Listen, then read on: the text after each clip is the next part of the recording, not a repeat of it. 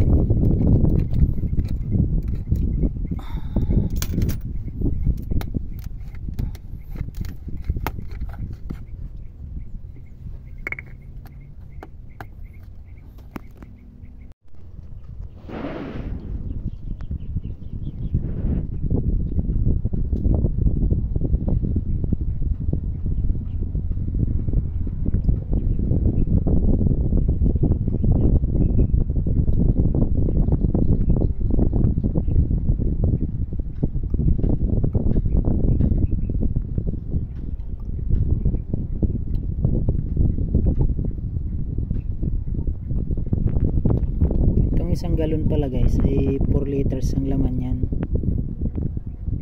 kaya 2 galon is meron 8 liters ang laman ng tangke ay ng makina, plus 1 dun sa filter is meron siya 9 liters ang laman ng makina ng 4HL1.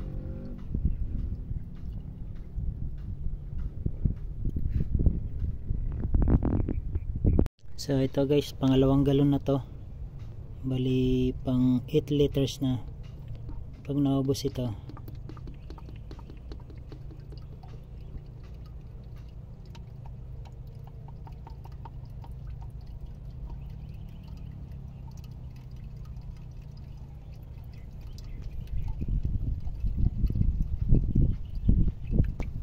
Basta tandaan nyo lang guys, pag mga ganitong elf 9 liters yan talaga.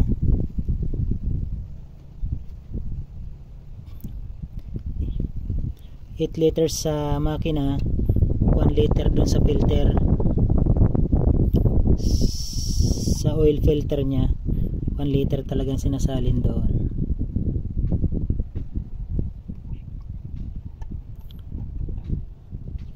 At dito naman sa Dilo Gold na to ay change oil mo siya ulit pag nakatakbo ka na ng 5,000 kilometers.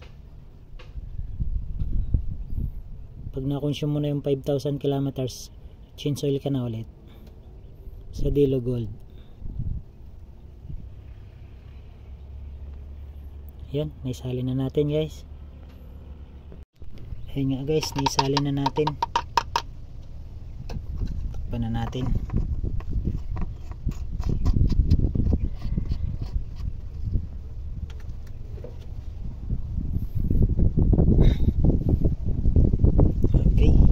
So ngayon, checkin naman natin dito sa gauge nya, sa oil gauge. Ayan siya guys, lampas siya sa 2 butas kung nakikita nyo. Lagpas siya dyan, madilim. Kita nyo ba guys? Lagpas siya sa 2 butas guys. Oh, lagpas lang siya ng konti sa pangalawang butas. Yan talagang sukat ng langis niya pag nasa makina.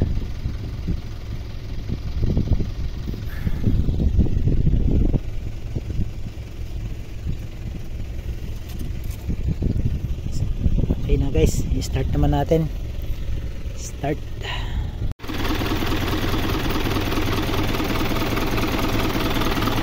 Ayan guys, i-start na natin.